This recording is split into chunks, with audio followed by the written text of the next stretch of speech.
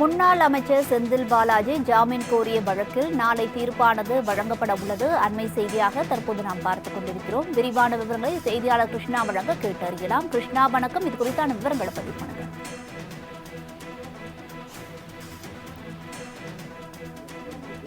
நாளை சென்னை உயர்நீதிமன்ற நீதிபதி ஆனந்த் காலை 10:30 மணிக்கு தீர்ப்பளித்து வருகிறார்.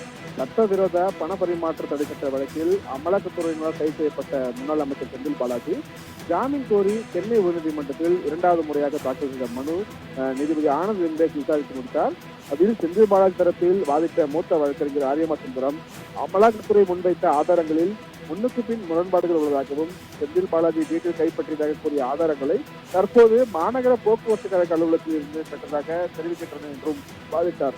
செந்தில் பாலாஜிக்கு எதிராக 30 வழக்குகள் உள்ளதால் அவருக்கு ஜாமீன் வழங்கக்கூடாது என அமலாக்கத்துறை தரப்பில் வாதிடப்பட்டதை சுட்டிக்காட்டிய அவர் போராட்டங்கள் நடத்துவதற்காக அப்போது முதல்வருக்கு எதிராக கோஷமிட்டது கொரோனா விதிகளை மீறியதாக அரசியல் காரணமாக தொடரப்பட்ட வழக்குகள் மட்டுமே அவை அனைத்தும் உள்ளடங்கும் என்றும் தெரிவித்திருந்தார்.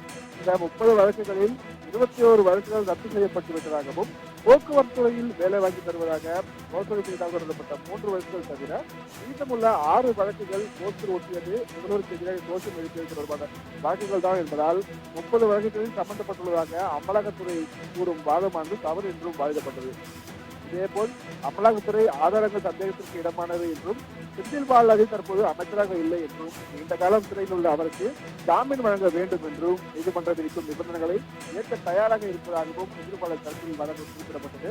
அமலாக்கத்துறை தரப்பில் பதவிகளுக்கு 2700 பதவிகளுக்கு ஆட்கள் தேர்வு செய்யப்பட்டதாகவும் ஒவ்வொரு நாளும் எவ்வளவு பணம் கொடுக்கப்பட்டது என்ற விவரங்கள் பென்டிரைவில் உள்ளதாகவும் அந்த ஆதாரங்கள் அனைத்துமே ஜோடிக்கப்படவில்லை என்றும் 67 கோடி ரூபாய் வசூலித்தது அது தொடர்பான அனைத்து ஆதார ஆவணங்களுமே சிறப்பு நீதிமன்றத்தால் சான்றளிக்கப்பட்ட உண்மை ஆவணங்கள் தான் என்றும் அவர் தரப்பில் விளக்கம் அளிக்கப்பட்டது. இவ்வாறாகவே அனைத்து தரப்பு வாதங்களையும் பெற்ற நீதிபதி மனு மீதான தீர்ப்பை கடந்த 21ஆம் தேதி குறிப்பிடாமல் தள்ளி வைக்கப்பட்டிருந்தது. இந்த நிலையில் நாளை காலை சரியாக 10:30 மணிக்கு நீதிபதி ஆனந்த் செந்தில் பாலாஜி ஜாமீன் கோரிய மனுவில் தீர்ப்பளிக்க உள்ளது.